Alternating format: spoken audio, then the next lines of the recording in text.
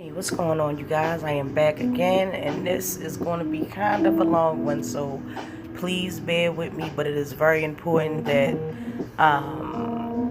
I do this video.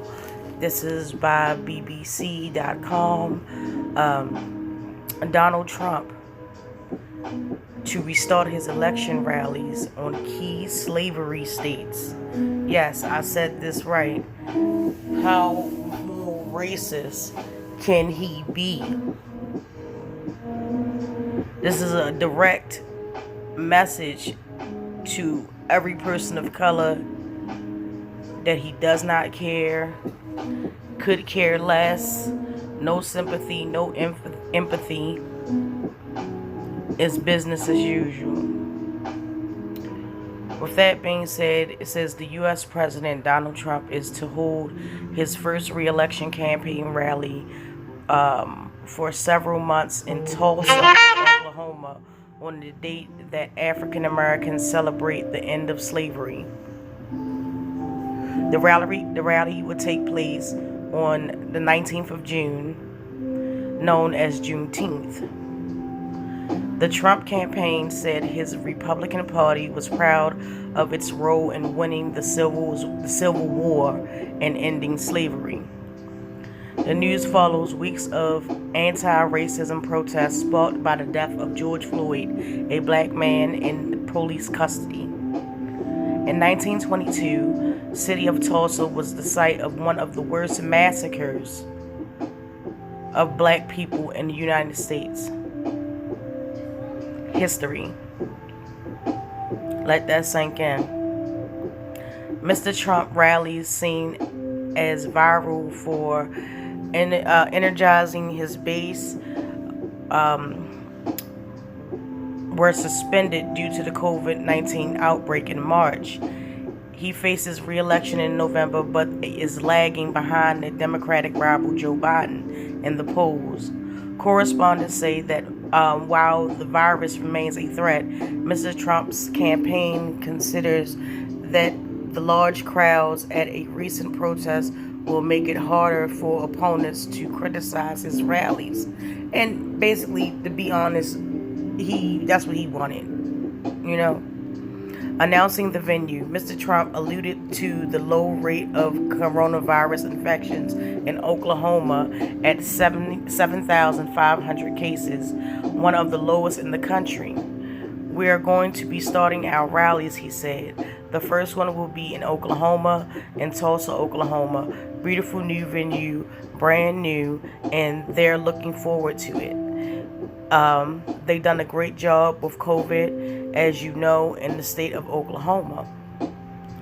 He said future rallies will take place in Florida, Texas, Arizona, but he made no mention of what safety precautions would be taken or whether social distancing would be applied.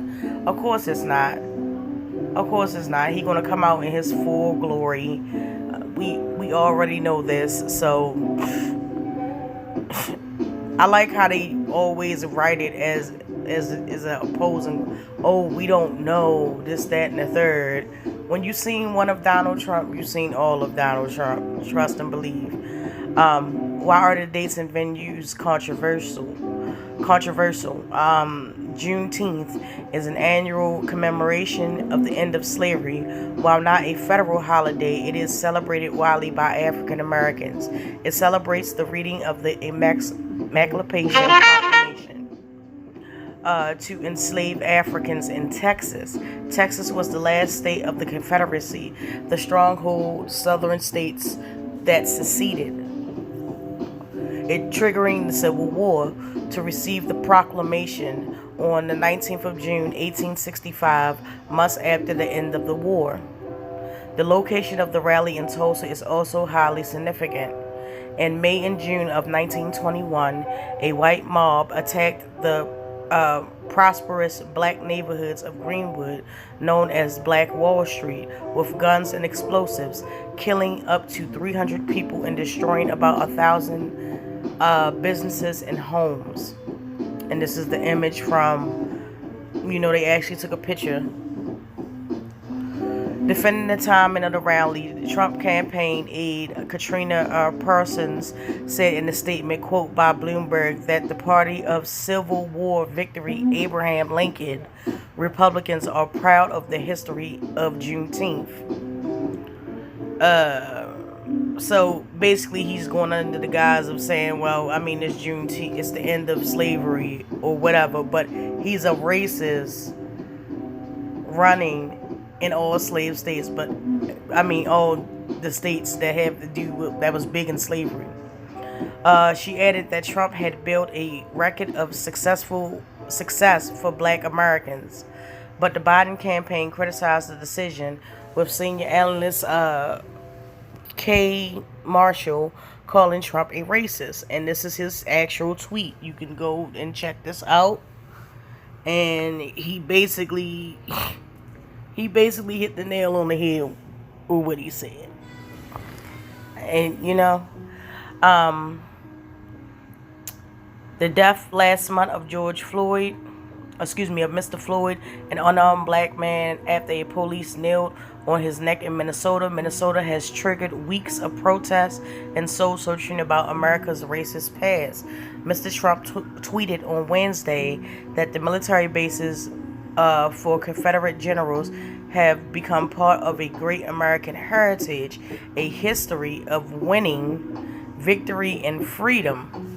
Wow. So I'm going to try to get into this video real quick and let's get into some things. Communities are over-policed. We have to address the elephant in the room, the racists. Well, we want to expand white privilege and deepen it. Just some of the characters I've met over the last couple of years reporting on race in America. Here, here, here, and here.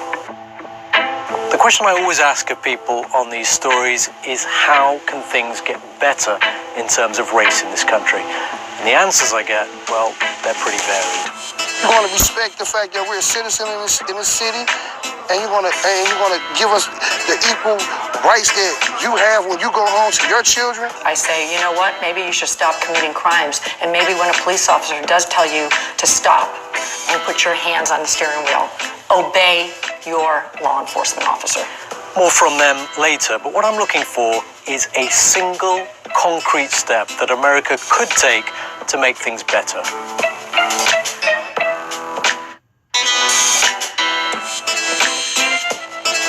Well, that sounds difficult, but we are going to come up with some ideas. Let me start, though, by showing you a little of a story we've just been covering in New Orleans.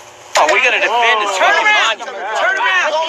It was a battle over monuments which the council's now torn down because they celebrated white supremacy or slavery. And I say destroy them. Throw them in the bottom of the Mississippi River.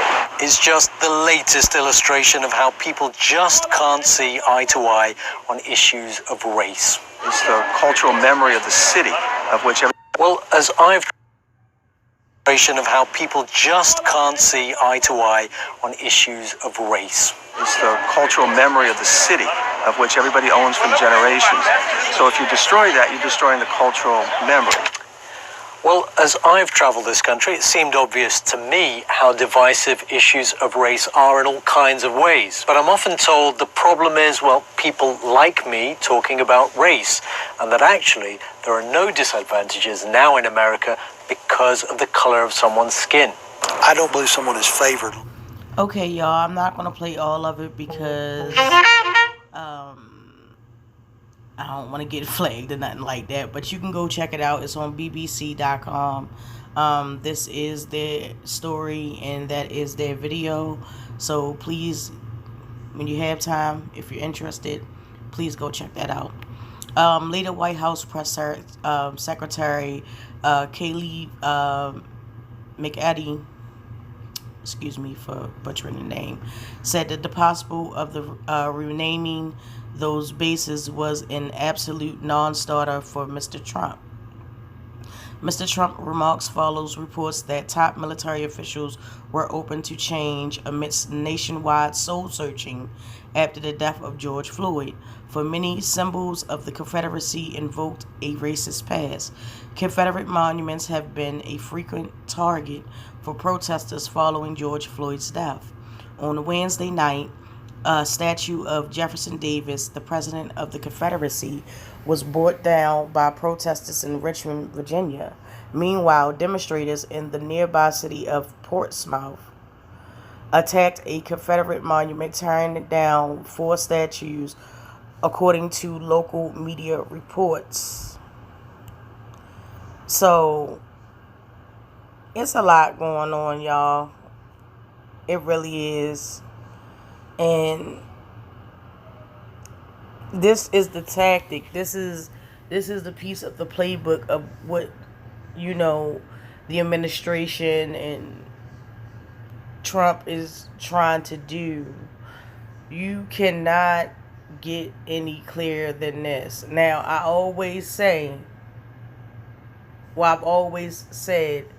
that not voting, your vote doesn't count, but it is making it very, very apparent that we all have to get out there and vote. Even if I'm a skeptic, I am going to vote. I want him gone. I don't know about nobody else. That's just my personal feelings about the whole situation. I want him gone. I cannot. All the things that are going on, and then on top of that, we have COVID. We have what they nicknamed the Black Pandemic. The marches, the protests, everything, and then there's other people that's fighting, hardships that they did fought for. Native Americans and indigenous people everywhere are still fighting, but they didn't put their things to the side. I'm not going to say they put it to the side, but they put it hand in hand with each other so that we can all get some type of freedom. All of us. And I'm with all of that. I am with all of that. I cannot stress that enough, that it warms my heart to see people of different nations come together for one single cause that could help everyone that's been oppressed. Literally everyone that's been oppressed. You have Native American rights, you have black lives, and you have trans, and other people that's been oppressed. So let me know what y'all think, because that's just basically it in a nutshell. Let me know what y'all think. Drop down in the comments. Tell me how you feel about this. Sound off in the comments, because I need to hear some opinions on this. Straight up and down. Until then, you guys.